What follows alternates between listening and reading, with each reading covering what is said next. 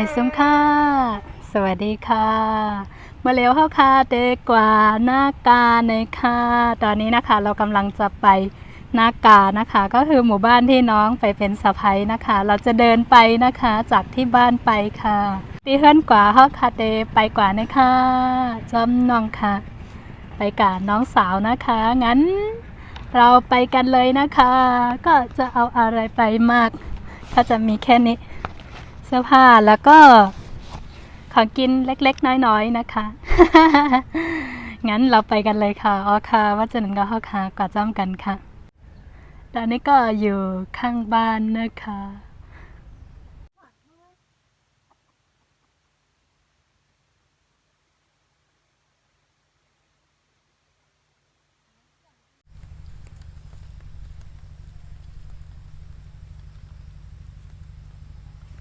นี่ก็จะเป็นน้องสาวนะคะให้ก็ได้เป็นน้องค่ะไว้เราได้เป็นพี่นั่งเขาเนี่ย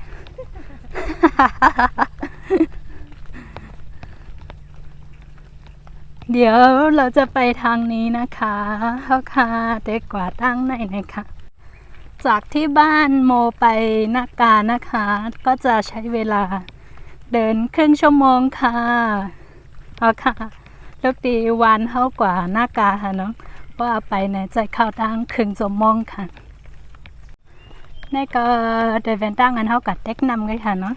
นี่ก็จะเป็นทางที่เราไปอาบน้ำแล้วก็ไปตักน้ำนะคะ แต่ว่าเราจะไปทางลัดก็ไปทางนี้เหมือนเดิมค่ะเอาค่ะเด็กกว่าดังในค่ะดังในซ้ำเป็นเส้นดังหลงในซ้ำเป็นเส้นดังก้นไปค่ะในนี้ก็จะเป็นเส้นทางคนเดินนะคะทางลัดทางเมื่อกี้ก็จะเป็นเส้นทางหลักค่ะ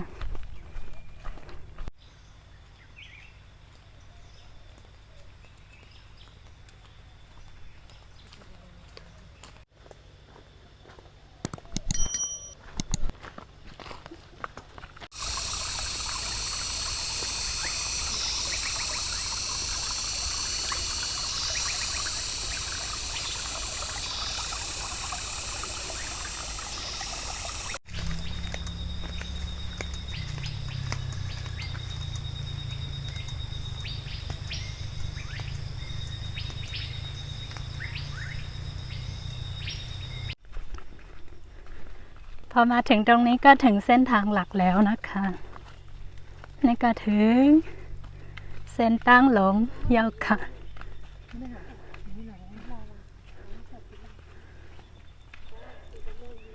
เดินมาเหนื่อยนิดนี่ก็จะเป็นเส้นทางหลักนะคะนี่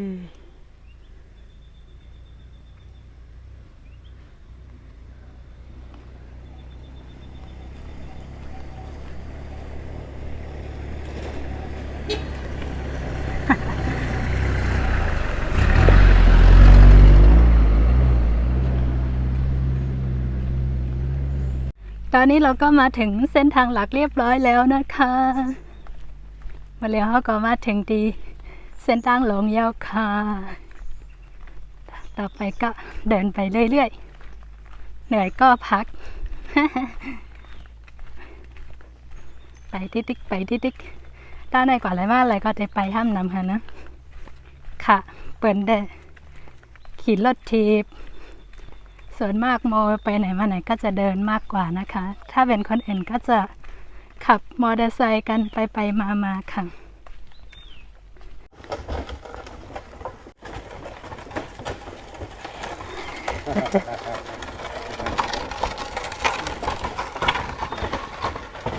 นี่เขาเอาข้าวไปสีมานะคะ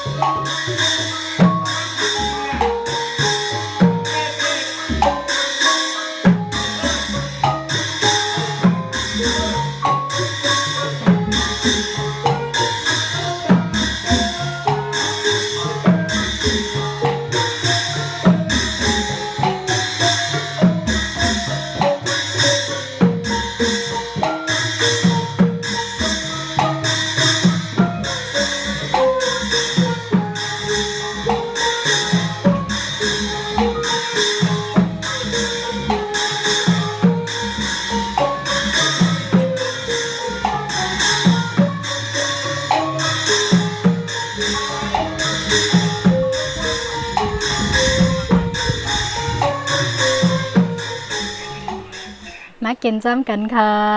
มากินนู้กินตีแทงหวานๆทำไปเมื่อถึงหน้ากามาแล้วก็มาแวะตีแทงกันฮันตอนนี้ก็ยังไม่ถึงบ้านหน้ากานะคะ ใกล้ถึงแล้วมาแวะที่เถียงนาก่อนนะคะ แล้วก็มาทาน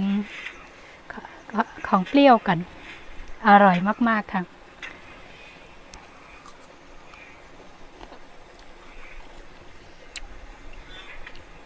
ไอ้ยะคิดว่าเก้งตัวนึงเนี่ยในนี้นะคะก็จะมีเกลือแล้วก็ชูรสแล้วก็พริกป่นนะคะ แล้วก็อะไรอิโซะอีเม็ด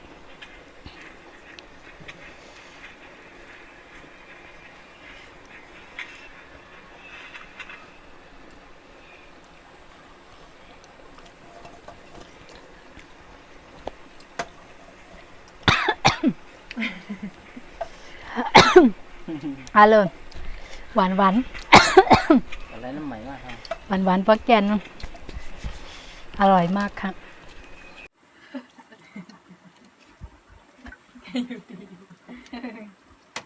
กินด้านยาวมันครับอ๋อเจ๊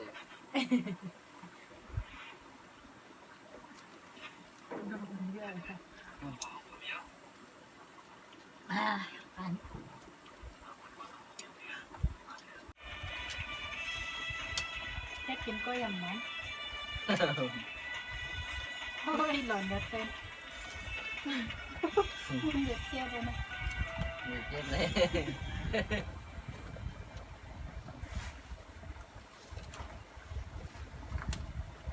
โอ้ค่ะมาแล้วก็มาลือตีเถงยาวค่ะเนาะได้ดึกเดเมอร์ในวันค่ะ ตอนนี้ก็พักที่เถียงนาเรียบร้อยแล้วนะคะ ก็กำลังจะกลับในหมู่บ้านค่ะ ไปกันเลยค่ะ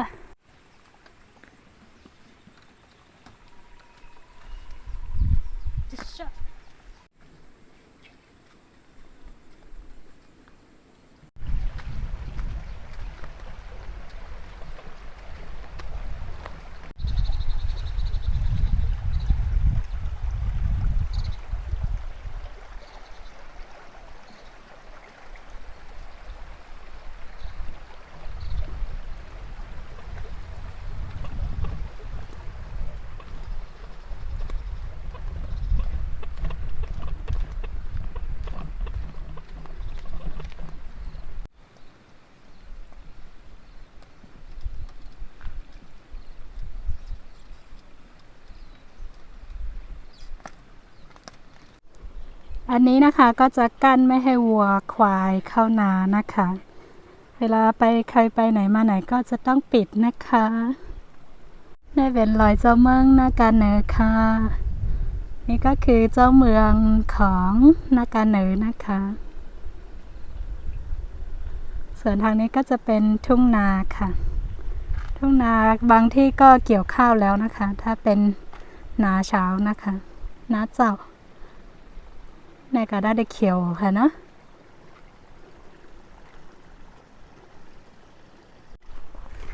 เราเดินมานะคะน่าจะ1 ชั่วโมงพอดีแล้ว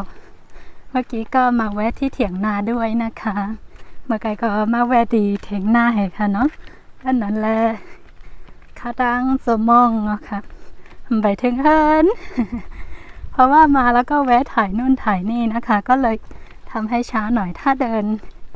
ปกตินะคะก็จะเป็นเวลาครึ่งชั่วโมงค่ะเพราะว่าไปโยโย่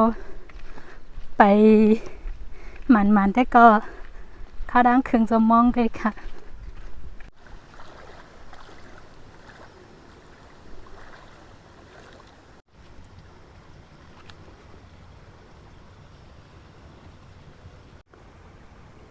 พอเดินถึงก็เทไว้จะไหนคะเนาะหนังคือว่าควายเตรียมเข้าหน้าค่ะ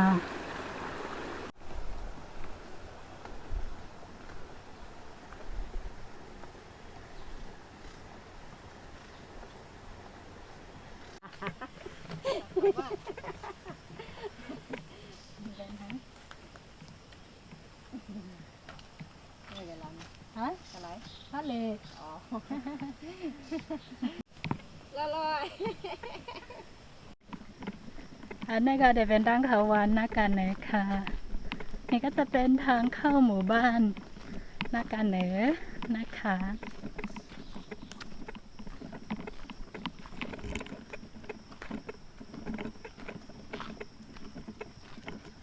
ที่ขอนได้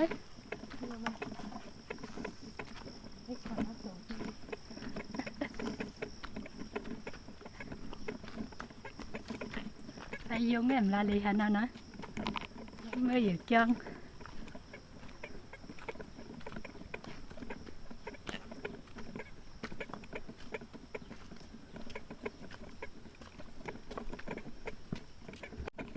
ถึงแล้ว ถึงแล้วค่ะ ถึงแล้วนะคะ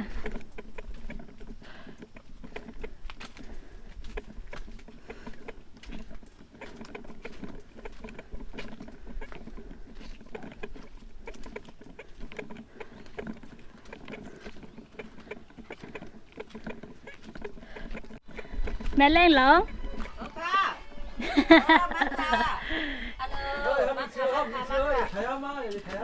อยู่เรียวค่ะเนาะ อยู่เรียวค่ะไม่สงคราม แหน่แต่ทางลิงมันเก่าค่ะเนาะ ทางดีมันเก่าค่ะทางดีมันเก่าที่เดียวค่ะมาค่ะเขามาตั้งเลยค่ะ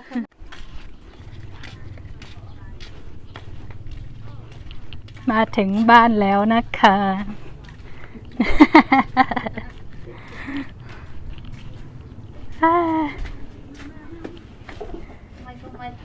อยู่ลิกูก็ฮานอน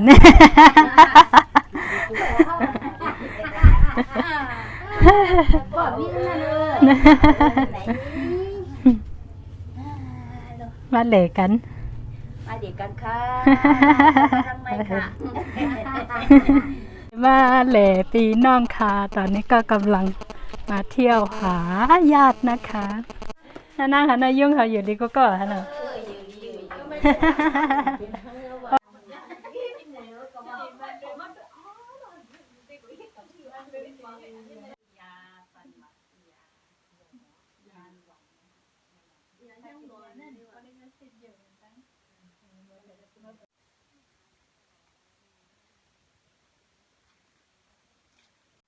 ถ้าก้อนค่ะอยู่ริวท่านโอ้นี่เทียงอะค่ะ มันมีทำปีไหนมีก่อนปีเด่น ไปเมื่อค่ะ ออกหวายเย่าก่อนเนาะ